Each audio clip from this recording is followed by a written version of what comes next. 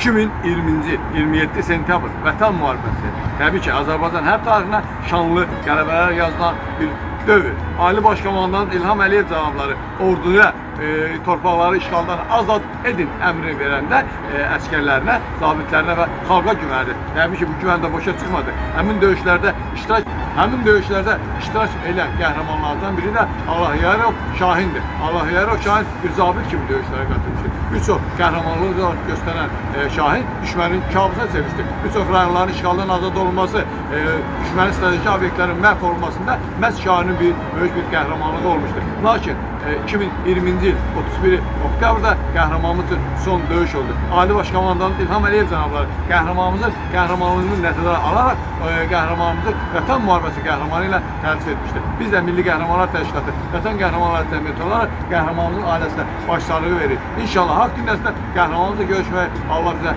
nəsib edər. Allah rəhmət etsin.